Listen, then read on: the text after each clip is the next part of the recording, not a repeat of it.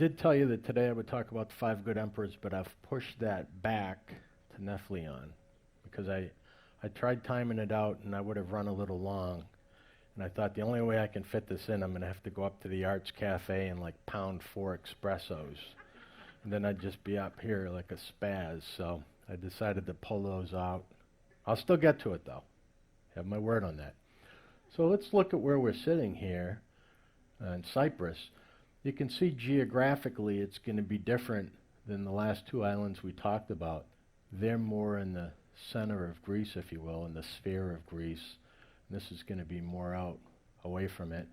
It's really a great crossroads for Asia, Africa, and Europe. So it's really a perfect location for trading and such. So we'll start with the foundational stories. They're not as exciting as some of the other ones. You know, after that first one, everything's downhill. You know, I mean, how do you beat, animal having sex? I mean, so cuprum is Latin for copper. And so there's huge copper mines in Cyprus. Now, when we're talking the Bronze Age, in order to have bronze, you need tin and copper.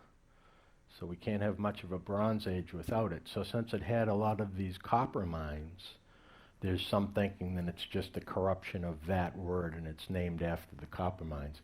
You'll see the Greek ruins, the Greek always built their pillars in sections. And then in the middle here, there's a hole. And they would have a bronze rod that went right down the middle, and that's what held it together. So when you see these ruins where they've knocked down the pillars, the reason they've done that is they want to get the bronze. That's the valuable material. Yeah, the building block's okay to repurpose, but the real stuff is the bronze. So you'll always see it down and you'll never see the bronze in there. So bronze was very valuable. We're talking the Bronze Age until we move into the Iron Age starts about 1100 BC, but it probably doesn't kick off till 500 or 600 BC. So that's one of the foundational stories. The other one's going to be Aphrodite, the goddess of love, Venus, the Roman version. So she has a couple of different Greek names. Probably the closest to Cyprus is Kypris. So her foundational story is the god Uranus gets slaughtered and some of his blood or other bodily fluid makes its way into the ocean, causing a white foam, and she comes out of the foam on the island of Cyprus. So that's the second foundational story. So whichever one you like, we can go with. There's going to be people on Cyprus for 10,000 years. So we're just going to fast forward through that. When you go to the museum, if you want to see the fish bone tools that they made or something, great, at least know they were there.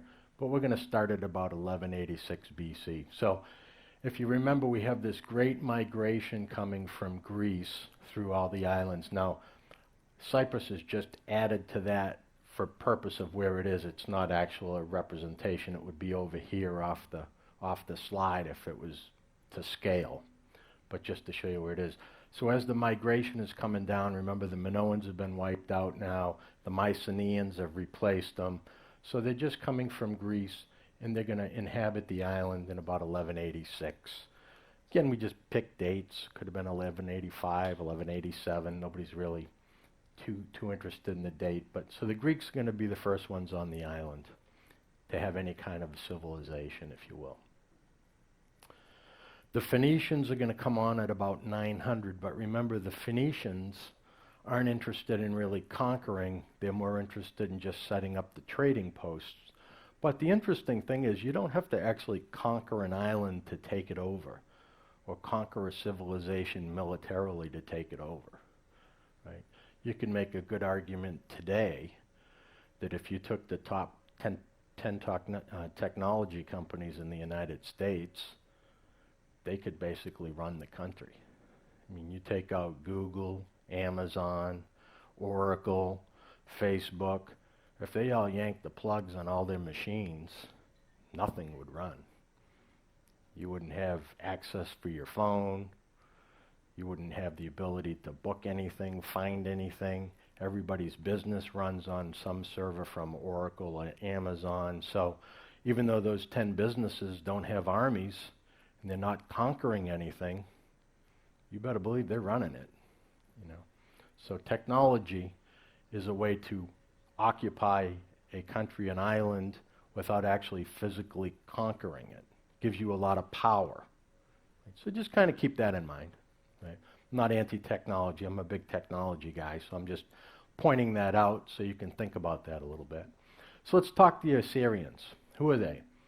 Well, they're up here. They get their name from their capital, Assur. In their heyday, their geographic location would be Iran, Iraq, Syria, the bottom part of Turkey. But as you can see, they're landlocked. Right? They do have the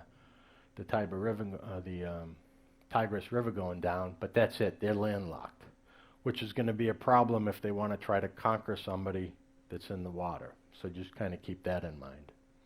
What they do is they'll come down here and they'll try to put some pressure on Tyre. Remember, that's the Phoenician where we get the Tyrrhenian purple.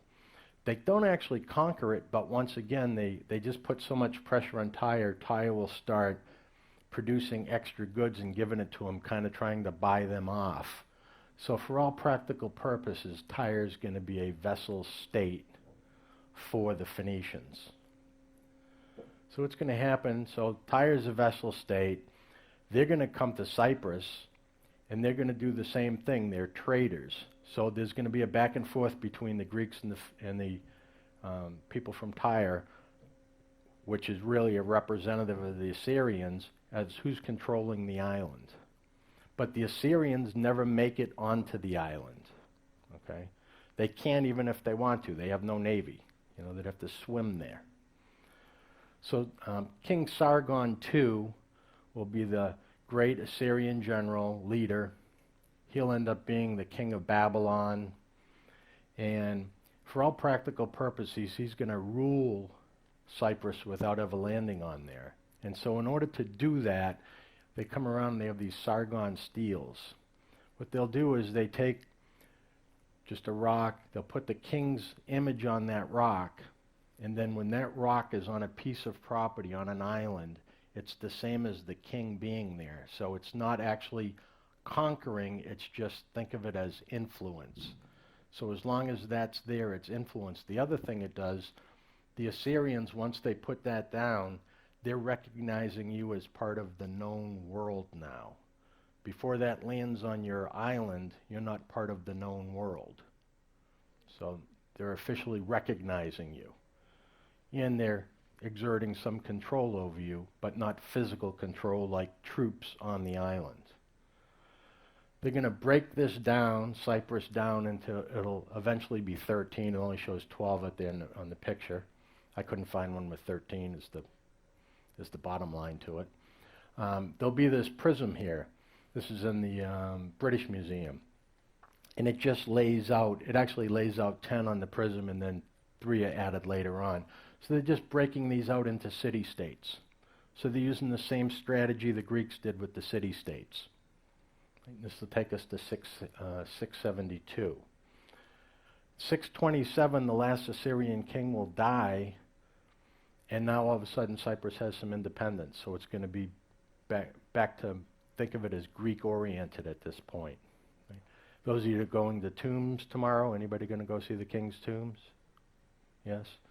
So you'll see the royal tombs. They started about 600 BC.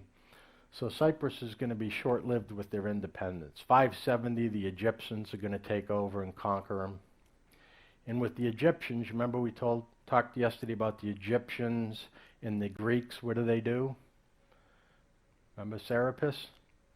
The god between both of them? Greek features. I put the same slide that you see yesterday. They didn't find this on the island, but they found this on the island. And this is just the top portion of Serapis. So we know that they had the relationship between the Egyptians and the Greeks that were on the island of Cyprus, not just in trade, but they would do the culture back and forth. And so the same thing applies. Persians are going to come in 525. When the Persians, if you'll recall, they're just waiting in the wings while the Greeks are fighting each other. The city-states are battling it out. When they come to Cyprus, they'll make their coin the only coin that's allowed on the island. They won't be here that long. The Greeks will rise up in 499. And remember yesterday, 478? That was when we had the Athenian League, all 300 Greek cities get together. So this is almost this time period. So these are the Greek city-states are starting to rise up early against the Persians, because you can see how massive the Persian Empire is. That gets put down. So now Cyprus is still Persian. So when we get to the Battle of Marathon, what happens is Cyprus has to support Persia, because basically Persia controls it. So they have to pay money to Persia every year, and they also have to send ships or troops whenever Persia wants them to. So for the Battle of Marathon, they'll send 150 ships up against the Athenians, even though they really don't want to, because they'd really rather be with the Athenians.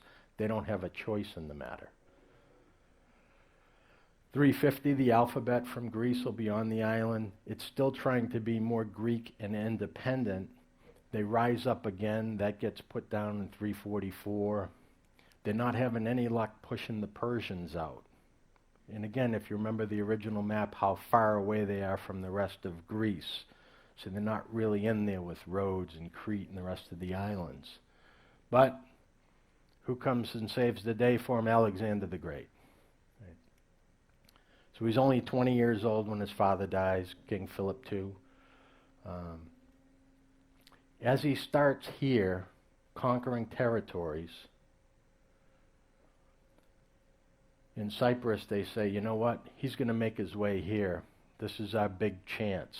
So they have a big fleet, and they take the fleet away from the Persians, and they go meet Alexander.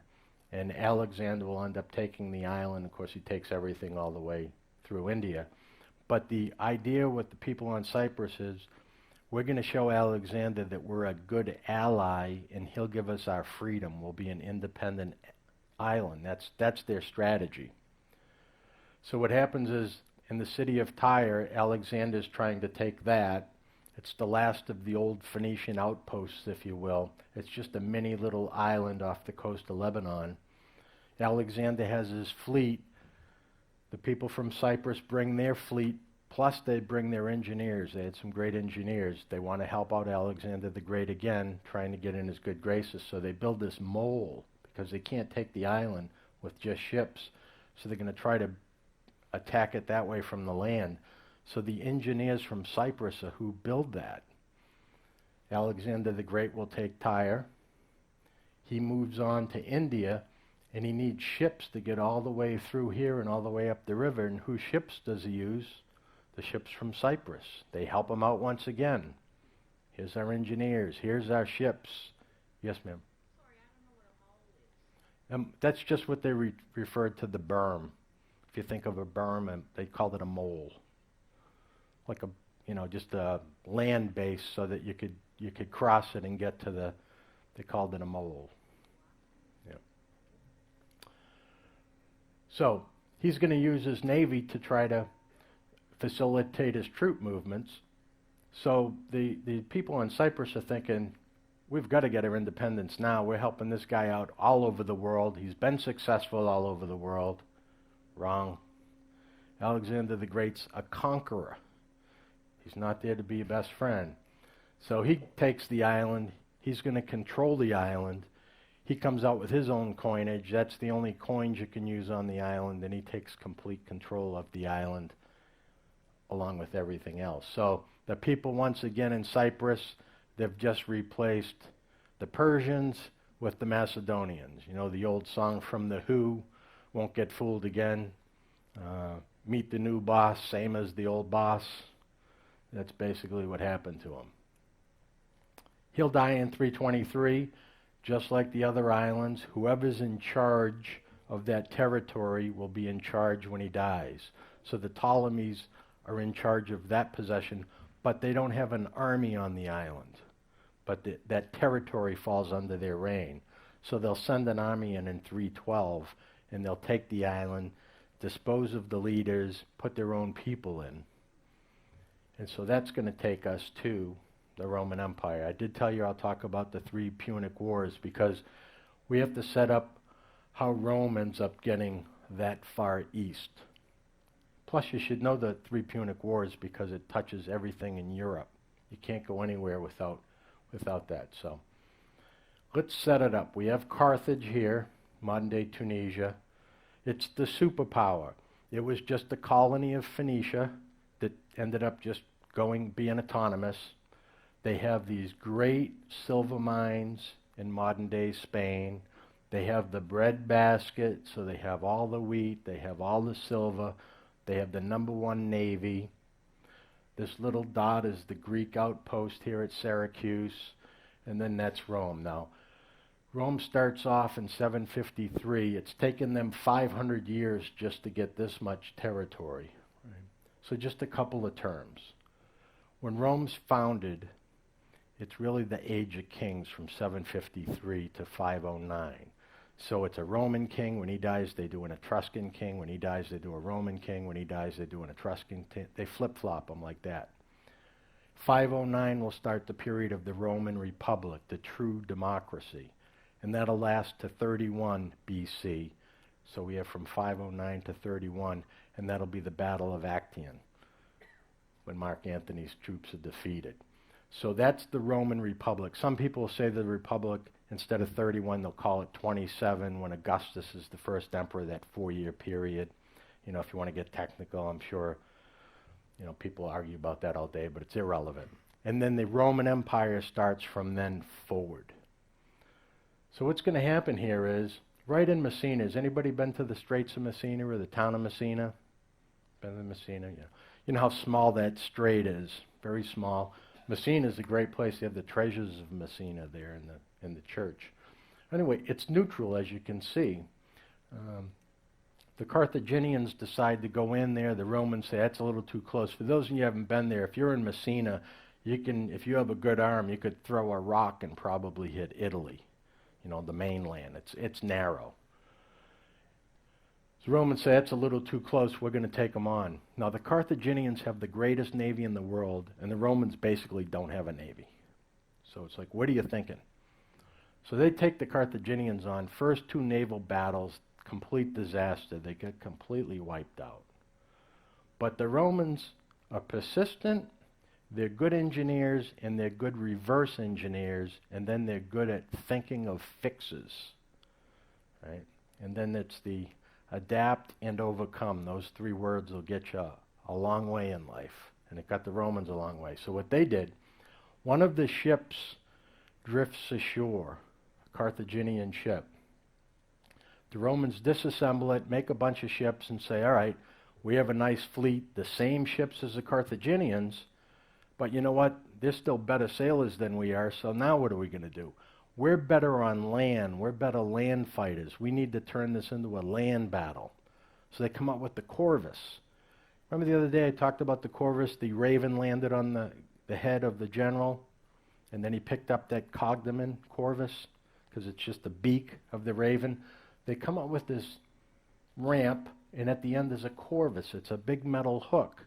So when they dock up to a ship, the ramp comes down, the hook latches onto it, and now the 2 ships are locked together, and the soldiers go right down the ramp, and now you have a land battle at sea, and that's when the Romans are victorious, because they're great land fighters. So they were able to parlay this into victories.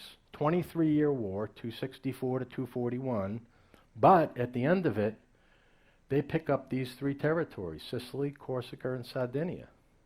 So they've taken on the superpower, even though they didn't have a navy, figured it out, and was successful.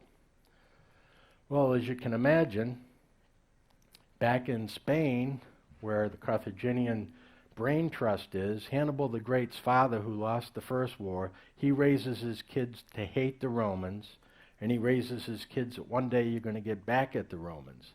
And they have all the silver mines, so they're building up their war chest. And that's going to launch the second Punic War from 218 to 201. The reason it's called Punic, The Romans considered the Carthaginians to be treacherous Phoenicians, so it's a corruption of the word treacherous Phoenicians, Punic. They wouldn't even address them as Carthaginians. They wanted to give them that extra slight. So that's how we get the 3 Punic Wars. So Hannibal is going to decide, I'm going to attack Italy. I've finally got my war chest. He has about 3 dozen war elephants, about 100,000 men. As he's going from Spain through France, Gaul, modern-day Spain, he'll come down the Alps. Now as he goes, he'll run into different tribes. Some of them will come with him, some of them will drop out. So it could go from 100,000 troops down to 80, up to 100, up to 120, so it fluctuates. But if you can imagine having 30 or 40 giant war elephants, if you've ever been to Africa with the giant elephants with the tusks, if you can imagine 40 of them in a line charging at you, and you're standing there with your sword, the thing's 20, I mean, you know, the psychological effect of that would just be unbelievable. So it's considered one of the great feats of all times. I mean, he goes up the Alps. Have you ever been to the Alps? Try going up that with a war elephant, you know? And then just think about going there in the clothing they were wearing. You know, they're not wearing Gore-Tex, and my gloves have been, you know, can go to 40 below, and I've got my little cap. And, I mean, you can imagine the equipment. These guys were tough. So Hannibal comes down, and he's just crushing the Romans. They can't stop him. They're replacing generals. He's winning 40,000 at a time, 50,000 at a time. He's marching straight for Rome. Nobody can stop him. He lost so many war elephants coming over the Alps that he doesn't really have enough to just crash into Rome. Plus, he's afraid that if he just gets to Rome in one spot, that then they'll be able to get forces and surround him and entrap him. He's kind of fighting a guerrilla war. They don't really know where he's going. It's kind of a hit him and move. So the Romans go to a different strategy. They decide, we're going to try to just destroy our own crops, destroy our own supplies, and that way Hannibal is eventually going to run out of supplies. And that's why the other day when I talked about the First Macedonian War, that was more a war to keep everything away from Carthage. It was just so that the king couldn't supply Carthage. But Hannibal's thinking, this is going to be great because the people are going to rise up and join me because I'm winning these battles, number one. Number two, the Romans are destroying their own crops in their own stores, which means the poor people are all dying. They're starving to death because it's their crops. I mean, if you're living way up here in the middle of nowhere, how are you getting fed? But the people don't rise up. But at the same time, Hannibal goes back to Spain, sends a message back to Spain, tells his generals, I need some supplies, I'm running out of stuff. His own generals are so jealous of him because he's doing so well, they don't want to resupply him.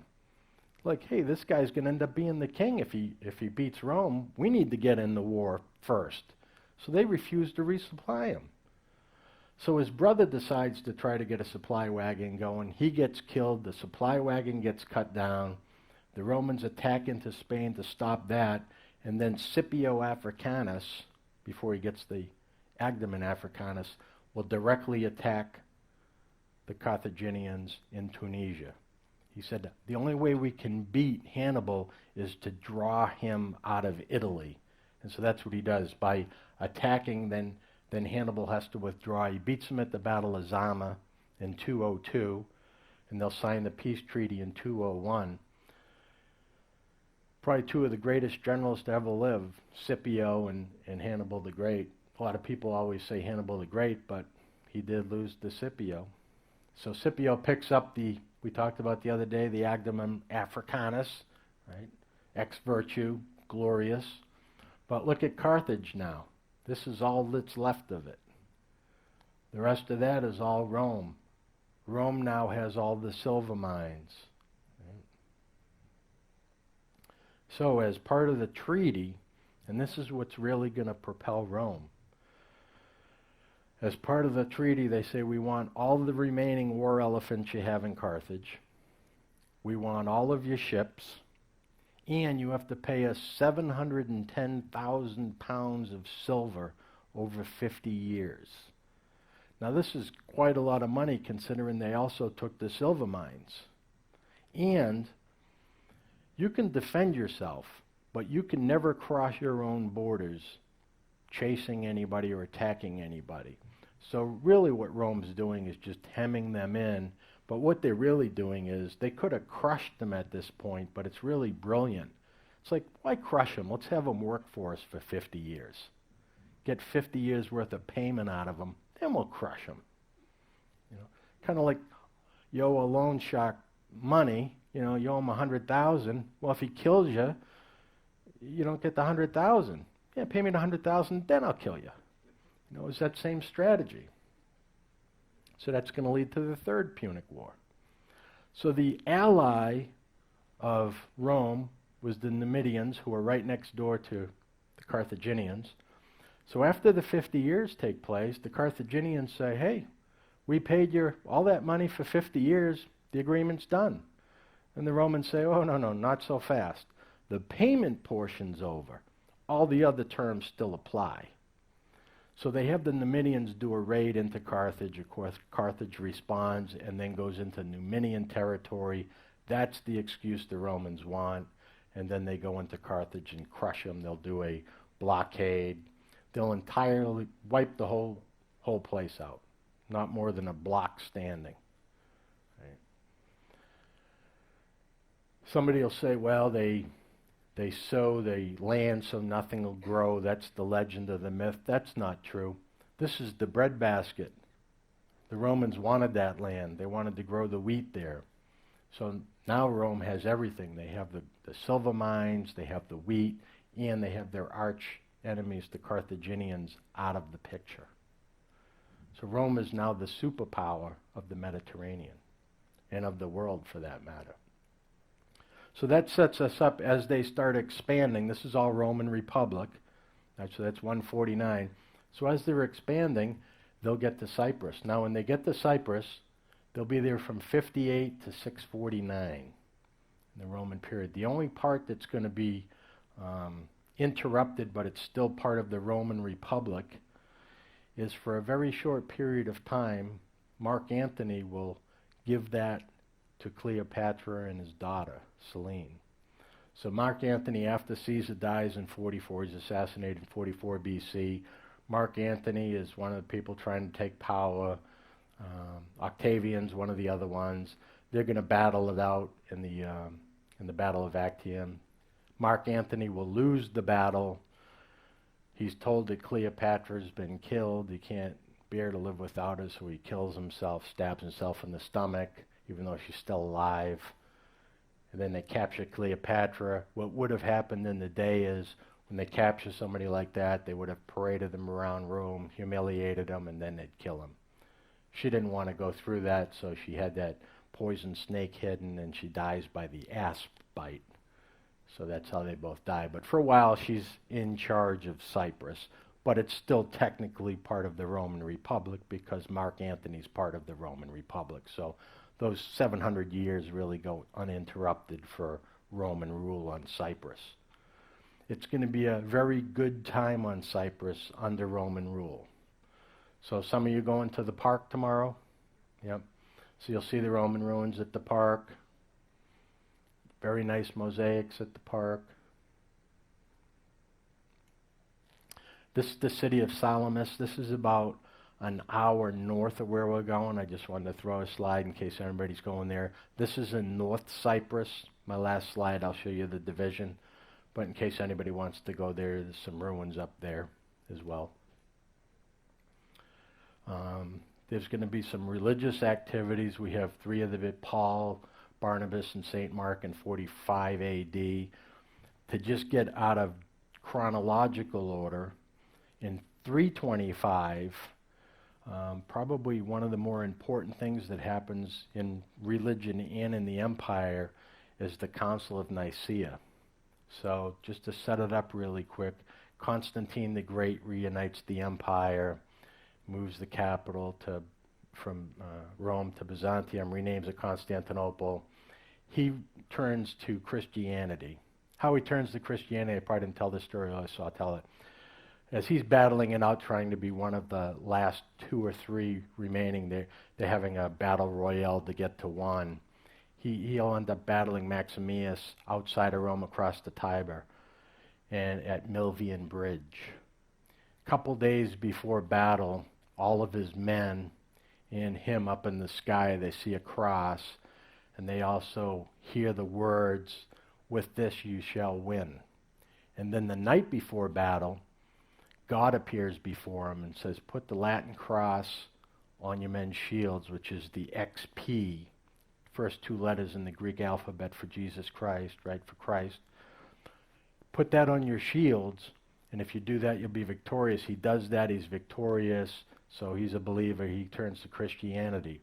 So the importance of this in 325 is he gets the bishops together to have this council. 3 of the bishops are from Cyprus, but the real significance is prior to this, the power structure in the Roman Empire is the Senate, which is basically made up of the rich, the elite, and the emperor is the direct representative of God on earth. So he has a lot of power. Now, there's been a whole power shift. The Senate's basically out, so the elite in the Roman Senate, they're kind of on the sideline, and now the power structure is the church, who's the direct representative of God on earth, and the emperor. So there's a total shift in the power structure, and as you can see, the emperor's been weakened. He's no longer the direct representative of God on earth. So that's one of the things that happens to weaken the empire. It's the whole shift in the it's not a light switch event. There's many things that caused the fall of the Roman Empire, but you can trace it back to that as one of them. And that happens in Cyprus. So that's 325. I jumped out a little bit. There'll be a Jewish revolt in 116. I'll set this one up for you. So we have the Vespasian dynasty. He has 2 kids. He's an emperor. He has 2 kids, Titus and Domitian. And just like everybody else, sometimes the kids are the smaller chips off the block. So Titus happens to be the emperor. His father dies. He becomes the emperor. In 70 A.D. in Jerusalem, the people are going to get together and they want to start their own little, they don't want to be under Roman rule. So we're going to start our own thing. We're not paying taxes anymore. That's a big mistake. Just like today, if you decide you don't want to pay your taxes, somebody's going to knock at your door. Well, Titus brought his army and they knocked at the door. So there's a battle in Jerusalem. The Romans win the battle. They'll burn the Temple of Solomon down. Titus gets blamed for that. There's various versions. Some say he didn't want to burn it down. Some say the Jews that were in it lit one end on fire to try to defend it. And then the Roman soldiers saw one end on fire, so they thought the order was changed, and they burned it down. They burnt their section down. Doesn't matter, it got burnt down, and Titus was the commander. So all the treasure there will be taken back to Rome, and there's considerable treasure there. So for the Romans, it's a big victory. They'll take back the remaining Jews as slaves. They'll help build the Colosseum, and then there'll be gladiators in the Colosseum. There'll be a pocket that'll escape here and go to Masada, if anybody's been to Masada, the strong point on the top. Right? They'll be up there for a couple years till the Romans get the ramp up there, and then they'll kill themselves rather than get taken prisoner. But a big group will immigrate to Cyprus. So there'll be a big population on Cyprus. Then they're in Cyprus, and they'll revolt. They'll kill about 250,000 Greeks and Romans, and the Romans don't have a compound. They don't have troops stationed in Cyprus, so they have to actually get troops come to take that island back. Getting back to Titus, so he'll build his ceremonial arch if you're in the Roman Forum, and in the Forum you can see it's the exploits of the sacking of Jerusalem in the Arch of Titus. But you can see here's Cyprus here. This is the Roman Empire in 117, just at the same period. basic period there. And so you can see there's no troop station here. Why do they need troop station there? They've got everything covered. There'd be no reason to. So it's going to take them a while to put the revolt down, and that's why so many people die. After they put the revolt down, they'll either kill all the Jews that are on the island or enslave them, which would have been the practice. And then they actually come out with a law that says it's illegal for any Jew to end up in Cyprus. Even if there's a shipwreck, you can't swim ashore. So they have a very harsh law that'll take place.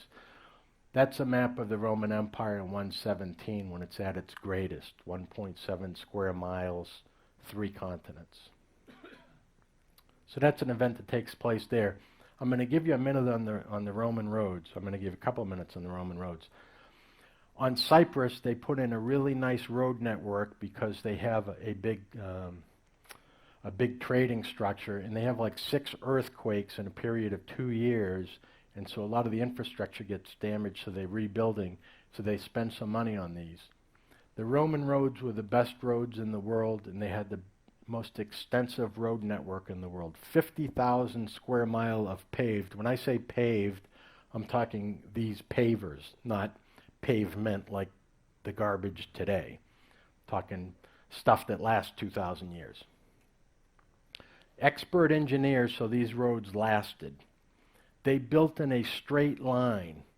And the reason they built in a straight line was because a road is a point of communication. So from A to B, the quickest communication is a straight line. Other civilizations would build on the contour of the land. So they're going and there's a river going like this. They would build this way around the river until they found maybe a shallow point and then crossed. Romans went right through it. I don't care if it's the deep end, we're going right through it, straight line. Mountain, no problem, right through it, straight line. Other civilizations go around it. So by doing this, they're able to communicate with their troops, because if you look at this map, can you imagine if you're in Rome trying to communicate to people all over that with, you're talking on horseback here, 1.7 million square miles. So you need the roads. So it's a great form of communication. They can move troops and equipment through the roads. The other thing it was a psychological weapon. To their enemies, Mother Nature can't stop us. We go right through mountains, right across rivers. To people that are in the empire, it can be a great sense of pride. You're part of the greatest civilization. We're so great, Mother Nature can't stop us. The other thing it did, because they're straight lines, in the Roman military, depending on the era, after you did your service, you were given land. And this was very easy to divide up when everything is on straight lines, as opposed to trying this way. So everybody got their fair share of lands. And it was brilliant to put the soldiers, given the lands out in the empire, because now you have former soldiers all over the empire. So it's another form of defense. The other thing the Roman roads did for the people, so they have all these way stations, there would be mini towns, but for the people, if you think about it back then, if you're just walking down a dirt path and you're trying to go 10 miles, you don't really know where this path is going. Am I going to go and hit a river and then I can't cross it and I have to go this way 10 more miles? Is there some other thing in my way, an obstacle? But when they saw the Roman road, they knew that had already been taken care of. So they knew they were on somewhere they could get from A to B. In their way, it facilitated trade and movement of the civilians, not just the military. And because the military was constantly moving around, the roads were very safe because it's quasi-patrolling, if you will. So it was a safe mode of transportation. And then they had the mile markers everywhere. So you would, just like the modern sign today, next exit, 2 miles. They had these mile markers that would tell them this town is coming up, and they didn't use miles, but for the example, this town, 2 miles. So they knew where they were going on the roads. It was a very advanced road system. It was so advanced that you couldn't move from point A to point B in Europe quicker until the advent of the steam engine in the 1800s. So that was a long period of time that That was the quickest mode of transportation. And that's what helped allow them to expand the way they did. All right, back to Cyprus. So the economy was doing quite well. They had their own coin system on the island. They did timber, oil, wheat. They did the copper until they ran the copper mines out. They even had a big shipbuilding operation on the island. So during the Roman era, it was very prosperous. The Arabs would come in 641, take it over. Constantine IV would take it back for the Byzantine Empire. Remember, it split east and west finally in 395, never to be reunited. It's part of the Byzantine Empire, the Eastern Roman Empire. But then what happens is, instead of the Arabs and the Byzantines going back and forth, they do this power sharing. They get together and say, look, neither one of us really wants to be on the island. We just want the money from the taxes. So they both agree we won't put troops on the island. We'll collect the taxes and just split it 50-50, and that's what they decide to do. That power sharing works pretty good until 965. Byzantine Empire will take it back. In their Third Crusade, this is a pretty good story. So the Third Crusade is also called the King's Crusade because we have three big kings. We have the King of England, King of France, the Holy King, or the King of the Holy Roman Empire, which is Italy and a big section above, but we'll just leave it that way. But three big kings. So the King of England, Lionheart, Richard Lionheart, he has his fiancée. His sister is in prison back in Messina, where we just talked about. So he's with the Third Crusade. They want to take Jerusalem. They're going to stop in Acre, Jaffa, but they want to take Jerusalem. On the way, they stop in Messina. They break the sister out, get her in a boat. They have the sister and his fiancé in one boat. He's in another boat. They have a big flotilla. As they get close to Cyprus, there's a storm. They also have the boat with the treasure in them, the sister. The boat goes ashore. The emperor on the island of Cyprus gets the treasure, gets the sister, gets the fiancé. So now Richard has to come ashore. Works out a deal with them. Says, why don't you help finance this too? We'll go take Jerusalem back. They end up getting married on the island. They have the big wedding. Supposedly they drink the oldest bottle of wine ever at the wedding. But then right after the wedding, the king on Cyprus changes his mind, double crosses them, and so they end up taking him out and take control of the island. So there's just a quick map of the four crusades, but you can see they do the stop here through Cyprus, and that's the Holy Roman Kingdom there. I just call it Italy, but it's basically based in Italy, so for all practical purposes. That's the castle where they have the wedding. Anybody going to the castle tomorrow? See the wedding? Yeah. No? So it'll get sold to the Knights Templars. They don't really want to be there. He's on his way down to Jerusalem. He'll end up he doesn't take Jerusalem. They'll end up, just to finish out the story, they'll take Acre and Jaffa, but they can't take Jerusalem, so they negotiate for Jerusalem. They say, all right, we won't try to retake it, but allow our pilgrims to visit the holy sites in Jerusalem, and in return we won't have a fourth crusade, which of course they do. But so they structure that, they broker that deal. So he'll sell it to the Knights Templars in 1191. The Knights Templars, in order to get their money back for what they had to pay for Cyprus, they put this heavy taxation on the people of Cyprus who don't like it. They rise up, and so then the King of England goes, okay, I'll resell it to somebody else, so he sells it to Guy Lesignan here. So for that period of time, 1191 to 1489, it'll stay pretty prosperous in Cyprus. The Templars are out. The Templars are just a military order that's main purpose is try to protect pilgrims that are going to Jerusalem. It'll be resold to Venice in 1489. Just like yesterday, the Venetians love their taxes, so the people hate the Venetians because they're taxing them to death.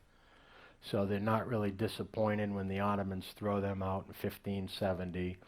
The Ottoman, of course, will end up taking a good part of the empire, the old empire back. They took Crete, they took Rhodes, they took everything. I think they show up with 80,000 troops when they take it. The British will take it in 1878. There's two stories to that. 1869, the Suez Canal opens up. The British want control of the canal and want to make sure it's protected, so they want to make sure they have Cyprus as a base. So they go to the Turks and they say, if you give us, because the Ottomans are Turks, if you give us Cyprus, at the time the Turks were in a war with Russia, they said, if you give us Cyprus, we'll send you 150 warships up and it'll help you with the war with Russia. The second version is they send the warships up and help the Turks with the Russians, and then in gratitude they give them Cyprus. But I think the first story makes more sense. I think they would have done the quid quo pro rather than just send them up there willy-nilly hoping something good happens. But anyway, they'll take Cyprus that way, the British. They'll have it, and then the Turks will, they want it back. 1974, they'll invade the top. It's currently broken in two. You can see the line here. Northern Cyprus isn't recognized internationally by anybody. The only people that recognize it is just Turkey. And the Republic of Cyprus is this bottom area here. Everybody in the international community recognizes it.